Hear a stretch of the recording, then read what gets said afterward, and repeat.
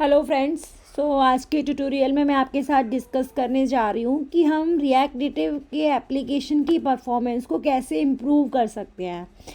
जब भी हम किसी कंपनी में काम करते हैं तो हम जब भी प्रोजेक्ट बनाना स्टार्ट करेंगे तो हम शुरू से ही कुछ गाइडलाइंस फॉलो करेंगे जिससे हमारे एप्लीकेशन की परफॉर्मेंस अच्छी बनी रहे। और इसके साथ में एक इंटरव्यूज़ का भी एक इम्पॉर्टेंट क्वेश्चन होता है कि हम रिएक्ट नेटिव की एप्लीकेशन की परफॉर्मेंस कैसे इम्प्रूव करें, क्योंकि ये हाइब्रिड एप्लीकेशन है, इसमें कुछ इश्यूज आ सकते हैं, मेमोरी का इशू हो सकता है। तो हम पहले से ही कुछ instruction set of guidelines follow करेंगे on the basis of that कि हमें बाद में वो इशू फेस ना हो। सबसे पहला पॉइंट, जब भी हम अपनी बिल्ड बनाते हैं या एप्लीकेशन बनाते हैं तो उसका साइज़ कम होना चाहिए फर्स्ट ऑफ ऑल। दूसरा, जब हमारा ऐप स्टार्ट होता है तो लॉन्च टाइम जब होता है तो वो कम होना चाहिए। लॉन्च टाइम को हम कैसे कम कर सकते हैं? तो जो लॉन्च की स्क्रीन होती है उसमें हम मिनिमम कैलकुलेशन करें जो कि रिक्वायर्ड हो।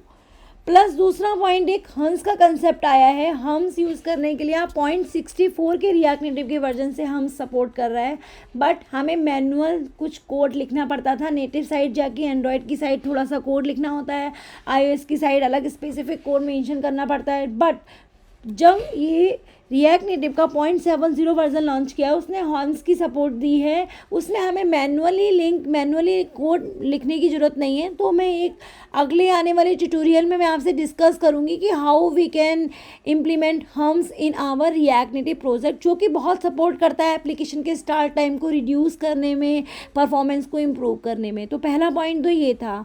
दूसरा पॉइंट हम कह सकते हैं मेमोरी लीकेज। तो हम जब जावा स्क्रिप्ट का कोड लिखते हैं तो हमें कुछ पॉइंट्स हमें ध्यान रखने चाहिए, जैसे कि हम जो भी लिसनर को रजिस्टर करा रहे हैं उसको हमें रिमूव करना भी ज़रूरी है, अदरवाइज़ हमारे एप्लीकेशन में मेमोरी की प्रॉब्लम हो सकती है। जैसे आपने लिसनर लिया कीबोर्ड ऐड इवेंट लिसनर, या डिफरेंट तरीके के लिसनर्स होते हैं, या आपने सेट इंटरवल यूज़ किया है अपने कंपोनेंट डेट माउंट के अंदर, तो आपको ये क्लियर इंटरवल करना और रिमूव लिसनर लगाना बहुत ही ज़्यादा मैंडेटरी है कंपोनेंट विल अनमाउंट मेथड के अंदर अपने कंपोनेंट में। अगर आप क्लास कंपोनेंट यूज़ कर रहे हैं तो आपको ये दोनों लाइफ साइकिल मेथड यूज़ करने पड़ेंगे, और अगर आप फंक्शनल कंपोनेंट यूज़ कर रहे हो तो आप ये कोड यूज़ इफेक्ट हुक के अंदर रिक्वायर्ड प्लेसेस पर लिख सकते हो। जैसे यूज़ इफेक्ट में एज वेल नोन कि आपको रिटर्न मेथड होता है, अगर आप स्पेसिफाई करोगे तो रिटर्न के अंदर जो भी आप कोड लिखते हो तो वो कंपोनेंट विल अनमाउंट की तरह काम करता है। तो उस केस में आपको रिटर्न के अंदर जो भी आप कॉल बैक के अंदर मेथड लिखोगे वो होगा रिमूव लिसनर वाला या क्लियर इंटरवल वाला, वो कोड होगा। और यूज़ इफेक्ट के अंदर जो आप डायरेक्टली जिसको आप रजिस्टर करोगे उसको आप यूज़ इफेक्ट के अंदर यूज़ कर सकते हो। ऐसा करने से आप लिसनर को रिमूव कर दोगे अनमाउंट के टाइम पर, और टाइम आउट को या फिर इंटरवल्स को क्लियर कर दोगे, तो उससे क्या होगा कि आपका मेमोरी लीक की प्रॉब्लम नहीं आएगी। तो ये बेस्ट प्रैक्टिसेस हैं जो आप at the time of development follow करोगे तो that will be beneficial at the time of release your APK और आईपीए। थर्ड पॉइंट है जो हम अपने कोड में टेस्टिंग करते हैं। हम बग आइडेंटिफाई करने के लिए क्या करते हैं, हम कंसोल स्टेटमेंट लगा लेते हैं console.log। तो उसमें हो सकता है हमारी कुछ सेंसिटिव इन्फॉर्मेशन भी हो, या अगर सेंसिटिव इन्फॉर्मेशन नहीं भी है तो हमें बहुत अधिक console.log का यूज़ नहीं करना चाहिए। उससे क्या होगा, हमारे एप्लीकेशन में नेविगेशन के टाइम पर कुछ इशू हो सकते हैं। मतलब अगर आपने बहुत ही ज़्यादा कंसोल लॉग यूज़ कर रखे हैं तो आप उसको अवॉइड कीजिए। यूज़ एक बार टेस्ट कर लिया तो आप उसको रिमूव कर दो। अगला पॉइंट है जो हमारे कोड में अनयूज्ड पीस ऑफ कोड लिखा हुआ है हमारी फाइल्स में, और जो कमेंटेड कोड है उसको भी हमें हटा लेना चाहिए साथ में, अगर if that not contains important information or relevant information, so we don't need to keep commented part in our application. Next point, fifth point, I can say you should remove unused library. Suppose you are using multiple libraries in your package.json, so you should check regularly कि which library you are using in your application or which is not being used in your application. So जो libraries आप अपने application में use नहीं कर रहे हो तो आप उसको npm uninstall करके package.json में जाके चेक कर सकते हो कि that library has been uninstalled or not. अब आप अनयूज लाइब्रेरी हटाओगे उससे भी तो आपके एपीके अपने एप्लीकेशन के साइज़ पर इफ़ेक्ट पड़ेगा, जिससे कि साइज़ आपका कम हो जाएगा, जो कि बेटर पॉइंट है परफॉर्मेंस को इम्प्रूव करने के लिए।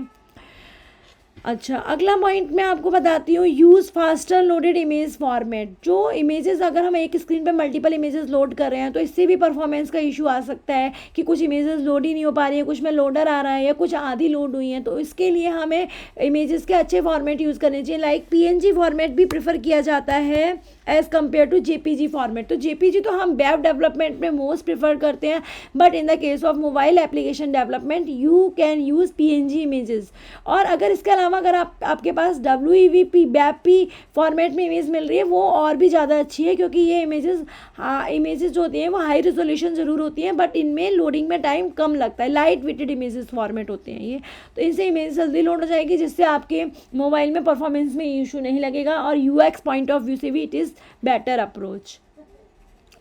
अगला पॉइंट है, जो इमेजेस हम अपने एप्लीकेशन में लोड कर रहे हैं वो इमेजेस अगर एक बार लोड हो गई, एक बार API कॉल से आ गई, तो दूसरी बार अगर मैं दोबारा उस पेज पर आ रही हूँ तो images should not be reloaded on the same page. User के लिए UI और UX both point of view से इमेजेस जो हैं वो दोबारा रीलोड नहीं होनी चाहिए। इन इमेजेस जो एक बार इमेजेस लोड हो गई हैं वो आपके कैशे में स्टोर रहनी चाहिए। जैसे इसके लिए आप थर्ड पार्टी लाइब्रेरी की भी हेल्प ले सकते हो। एक लाइब्रेरी आती है रिएक्ट नेटिव फास्ट इमेज, इसको भी आप अपने एप्लीकेशन में यूज़ कर सकते हो with the help of this one, कि आप एक बार इमेज लोड कर लोगे उसके बाद दूसरी बार कैशे से आएगी। इसके अलावा इमेज कंपोनेंट में भी एक प्रॉपर्टी होती है इमेज को कैशे से लोड कराने की, जो कि iOS में सपोर्टेड है, एंड्रॉयड में सपोर्टेड नहीं है। तो उसके लिए आपको थर्ड पार्टी लाइब्रेरी की हेल्प लेनी पड़ेगी इस केस। उसके अलावा आप देखो, हम अगर हमारा एक कंपोनेंट रेंडर हो रहा है बार बार, तो हम अवॉइड कर सकते हैं कि वो बार बार री रेंडर ना हो। एक बार रेंडर होने के बाद में अगर उसमें हम डिफरेंट डेटा पास कर रहे हैं तभी वो री रेंडर हो, अदरवाइज अननेसेसरी की री रेंडरिंग को हम अवॉइड कर सकते हैं। उसके लिए हम हेल्प लेंगे react.memo की। मेमो के नाम से एक क्लियर है कि मेमोआइज करेगा फंक्शन को, किसी कंपोनेंट को या किसी वैल्यू को। तो इसके लिए हम एक हाई ऑर्डर कंपोनेंट की अप्रोच यूज़ करते हैं। हाई ऑर्डर कंपोनेंट जैसे कि मैंने हाई ऑर्डर फंक्शन से एक बार एक्सप्लेन किए थे, उसमें क्या होता है कि इसमें हम अब हाई ऑर्डर कंपोनेंट है, इसमें हम कंपोनेंट पास करेंगे और आउटपुट भी हमें कंपोनेंट ही मिलेगा। तो इसको मैं एक एग्जांपल के साथ आपके साथ शेयर करने जा रही हूँ कि हम कैसे अननेसेसरी री रेंडरिंग को अवॉइड कर सकते हैं। तो देख लेते हैं हम इसका एग्जांपल। मैंने एक कोड लिखा है, देखिए आप, ये हमारा एक पेरेंट कंपोनेंट है, रिएक्ट नेटिव का ही कोड है ये, आप देख सकते हो रिएक्ट नेटिव का स्ट्रक्चर है ये पूरा। और इसमें मैं आपको ये बताना चाह रही हूँ कि ये मेरा पेरेंट कंपोनेंट है। अब इस पेरेंट कंपोनेंट में मैंने दो चाइल्ड ले रखे हैं, चाइल्ड और चाइल्ड। ओके, तो अब इस चाइल्ड में हम क्या कर रहे हैं, वैल्यू पास करते हैं अपनी स्टेट से, एज ए प्रॉप इसमें वैल्यू जाती है और एज ए प्रॉप ये कॉलबैक से इसमें वैल्यू चेंज होती है। वो मैं अब चाइल्ड कंपोनेंट में आके देखती हूँ। ये देखो आप, चाइल्ड कंपोनेंट ये रहा। अब इसका UI जब मैंने इसको रन किया है तो समथिंग लाइक दैट, कि देखो आप, दो कंपोनेंट मैंने लोड किए हैं यहाँ पर पेरेंट कंपोनेंट में, चाइल्ड 1 और एक चाइल्ड 2 दूसरा लोड किया है मैंने। इंडेक्स की हेल्प से मैंने आइडेंटिफाई किया है कि कौन सा चाइल्ड 1 है, कौन सा चाइल्ड 2 है।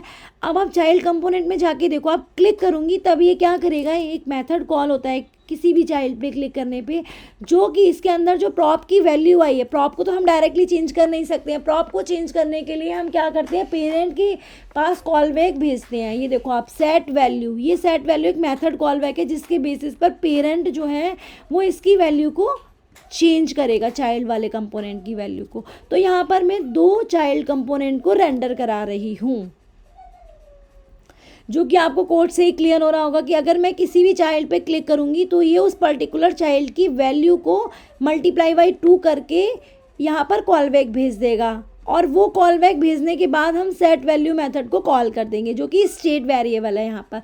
तो मैं किसी भी प्रॉप को डायरेक्टली चेंज नहीं कर सकती हूँ, because props are immutable.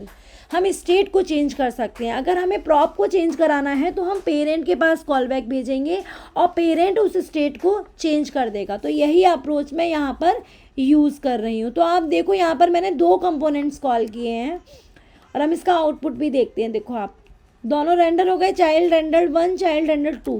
Initially value child 1 पर मैंने 5 पास करी थी और चाइल्ड 2 पर मैंने 2 पास करी है वैल्यू।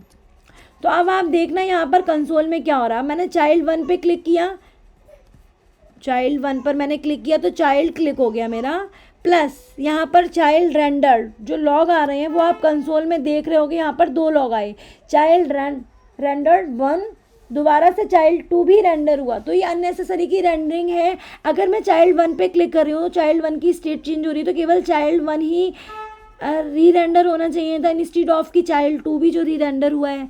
तो इसको मैं रोकने के लिए एक मेमो का कंसेप्ट यूज़ करती हूँ, जो कि मैंने आपके साथ डिस्कस किया। मेमो को मैं 3 तरीके के मेमो होते हैं। एक तो जो मैं कंपोनेंट पर अप्लाई कर सकती हूँ जिससे मेरा कंपोनेंट री रेंडर ना हो। दूसरा एक तरीके की मेमो का जो मेथड होता है वो मैं बाद में एक्सप्लेन करूँगी। पहले हम इसको क्लियर करते हैं कि मैं रिएक्ट के मेमो को कैसे यूज़ करूँगी। तो मैं मेमोइज करूँगी कंपोनेंट को, जिससे कि मेरे कंपोनेंट के पास में अगर सेम वैल्यू पास हो रही है, देखो आप यहाँ पर वैल्यू हर बार 2 पास हो रही थी, यहाँ पर वैल्यू मल्टीप्लाई हो रही है। ये देखो आप, मैं यहाँ से यूआई में दिखाती हूँ, मल्टीप्लाई हो रही है, लेकिन फिर भी 2 होने पर भी सेम वैल्यू पास हो रही है, फिर भी चाइल्ड 2 बार बार री रेंडर हो रहा है। ये मैं लॉग से देख रही हूँ। मैंने फिर से चाइल्ड 1 पे क्लिक किया, दोनों री रेंडर हो गए। मतलब सेम वैल्यू पास करने के बावजूद भी चाइल्ड 2 में री रेंडरिंग हो रही है। तो मुझे इसको अवॉइड करने के लिए मैं मेमो का कंसेप्ट यूज़ करूँगी, और मैं मेमो कंपोनेंट को ही यहाँ पर इंपोर्ट करती हूँ।